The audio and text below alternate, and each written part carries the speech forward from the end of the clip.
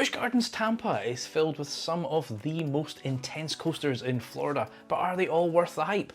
Let's find out which ones roar with excitement and which ones should be scrapped. Right, let's start with the headline attraction. And if you've followed the channel long enough, you've probably heard some of this story before. Iron Gwazi, fantastic attraction. It is one of, I think, the better RMCs.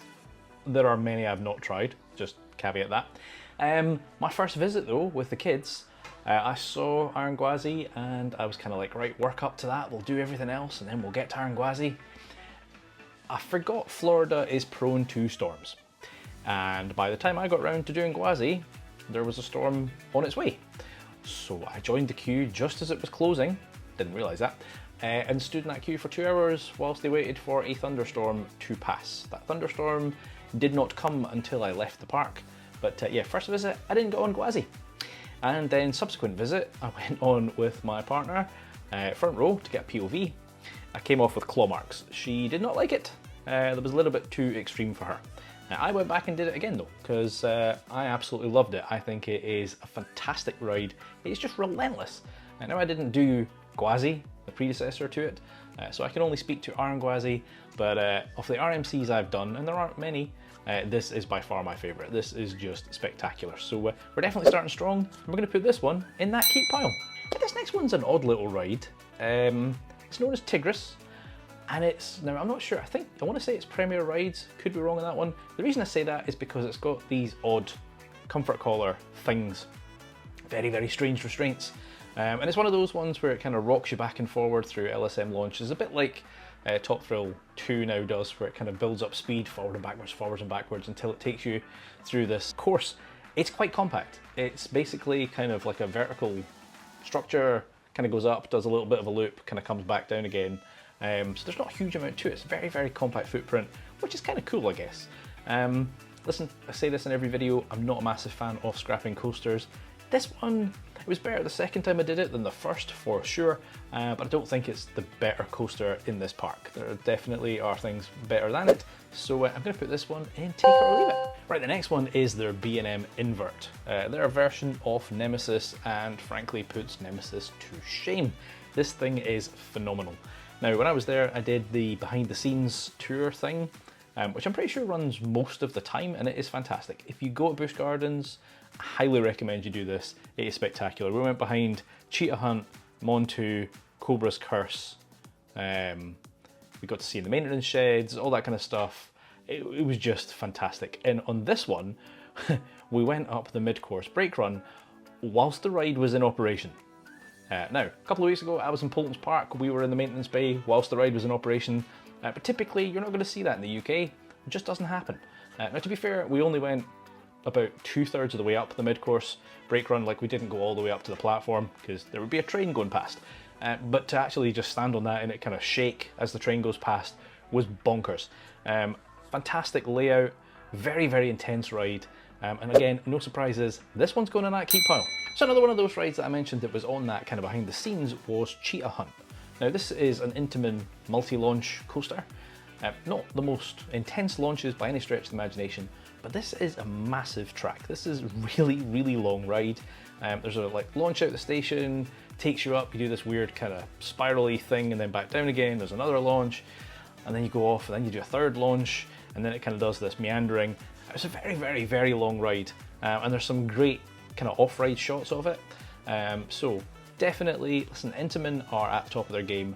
This is one of their older ones, so they're kind of, you know, they've definitely got better rides since this, but it is still a fantastic ride, and it's one that I'm going to keep.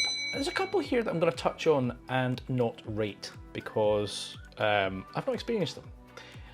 This one is not my own fault though. This is the 2 times I've visited this park, this ride has been out of operation, and that is Cobras Curse. Now I'm kind of frustrated about this because I really, really wanted to try it. It's that kind of Mack spinning coaster with a lift, like it just looks phenomenal. Well, it looks different. Maybe not phenomenal, it's not the right word. It looks really, really interesting, right? There's bits, as I say, there's that lift at the start with a big kind of snake's head, and then there's bits where you go forwards and then it spins around, and there's bits that you do backwards, and It does look really good, and I did the behind the scenes of it, so you know, we went through the station and saw kind of the cars getting stripped apart and all that kind of stuff. But yeah, it wasn't operating on my visit, so I can't rate it, unfortunately. But I'd love to know your thoughts, because I'm sure some of you have experienced it. Let me know, is it a decent ride, or is it a waste of space? And again, if you've watched this channel long enough, you will know that I am an advocate of flat rides. They definitely have a place in parks. Some parks are fantastic and have a decent selection, and others, like towers, don't. So this park has Serengeti Flyer. Now this is their giant screaming swing.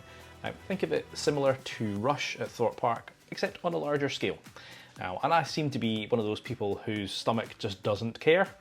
There's certainly plenty of people screaming every time I go on this, or you know, getting that kind of sick feeling in their stomach. I don't. I absolutely love it. Fantastic. It's got me, you know, I know it's a very different type of attraction, but it's still that swinging motion, and I'm really looking forward to the giant gyro swing at Blackpool. But getting back to Busch Gardens, this thing's fantastic, and I'll keep it. This park also has a B&M dive coaster, and it's known as Shiekra. Now, it's every dive coaster is longer than Oblivion, let's be fair, because that is like the world's shortest coaster. But this one has a decent layout, it has a splashdown in it, a splashdown that works, you know, unlike Hyperia. And yeah, it's just a good ride. It's, if I remember correctly, it's the 3-row version. I think most of the dive coasters now are 3 rows. They obviously started off as 2 rows and they figured out to put a 3rd row on to kind of increase capacity. But it's a good dive coaster. Not the best one I've ever done, but it is definitely worth getting on. So another coaster that's getting added to that keep pile. Right, we're about halfway through this list right now. So if you think Iron Gwazi is one of the best RMCs out there, smash that like button for me. And the next coaster that we've got here is Kumba. Now, pretty sure this is another B&M. It's my only criticism of this, because it is a good attraction, it has a great layout, tons of inversions, all that kind of good stuff. But it's one of those ones with a clunky over-shoulder restraints. And obviously technology's moved on a lot, and that is just not the way that many of these coasters go anymore. I mean, you do still get some, you know. I can't imagine a dive coaster with a lap bar. I don't know if they'd be stupid enough to do that, because you'd be kind of flopping out your seat. But in the case of this one, I just don't know why it's got the over-shoulder restraints. I think there's probably a reason for it. Maybe it would never work with lap bars, but I'm not a fan of them. Nonetheless, the ride itself is fantastic. The layout is great, and it is another coaster that's getting kept. There's another ride here that I cannot speak to, because it opened after I last visited the park. I think just after I last visited the park, because I'm pretty sure it was mostly constructed when I was there, and that is Phoenix Rising. Now, this is a family B&M suspended first coaster I think they've had that's got onboard audio. I don't know what this is like. I'm pretty sure I've seen mixed reviews about it. Again, modern B&M seem to be getting slated. They all seem to have this kind of rattle. Don't know if that's true of this one or not, but yeah, they're not kind of at the top of their game at the moment, so I'm curious what this one rides like. But I can't rate it, so I'd love you to tell me, if you've been on it, what it's like. Right, now the park's also got a couple of water rides, and one of them is their log flume known as Stanley Falls. I've done it, didn't do it on my most recent visit because it was closed, but I have done it on a previous visit, and I don't have any strong memories of it. Now, you know, in somewhere like Florida, where it is stinking hot, water rides are almost a necessity, right? So there's definitely, you know, a place for this. And I do love a log flume. It's very, very rare that I find a log flume that I'm just like, that's a waste of space.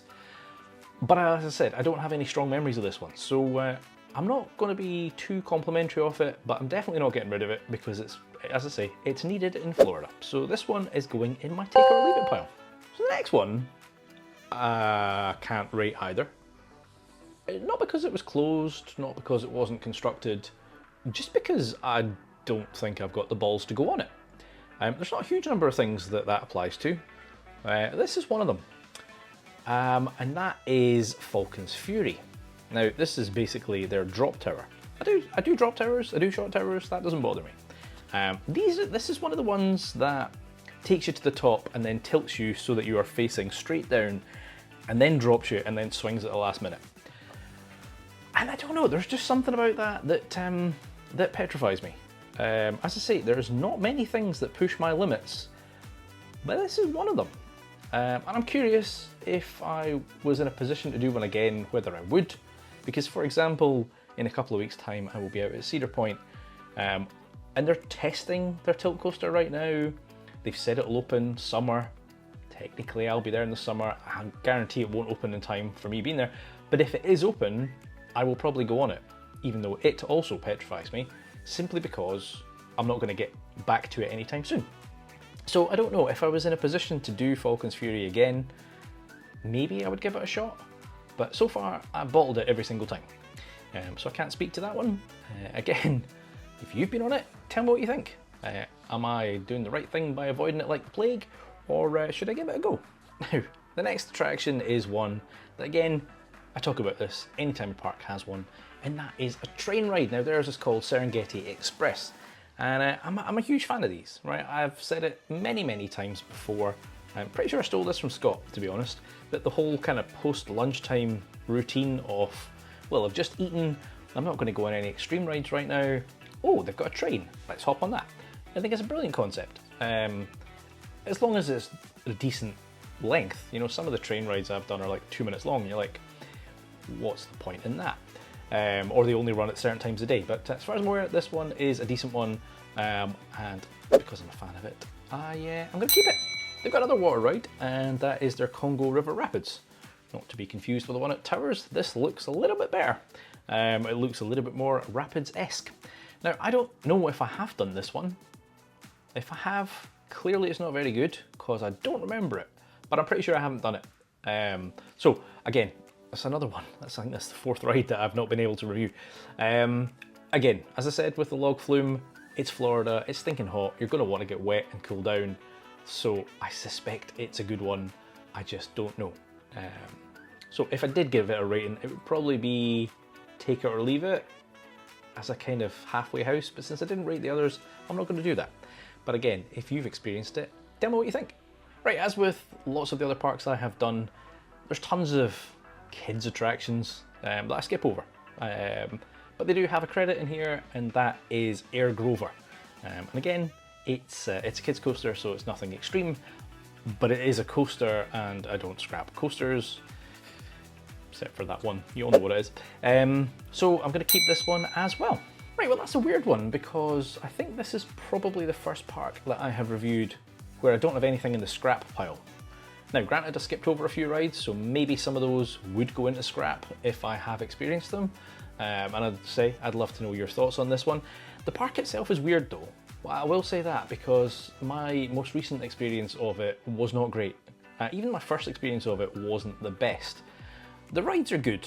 The park itself I wasn't impressed with. Iron Gwazi, spectacular. Behind the scenes, amazing. Kind of saved my last visit. But as I say, so far I have been very favourable in the ride lineup. So I'd love to know your thoughts, what you agree with, what you disagree with. If you've enjoyed this one, make sure you hit that like button, and please help this number grow for me by hitting subscribe. If you do enjoy this kind of content, there's a whole playlist full of other parks right up here.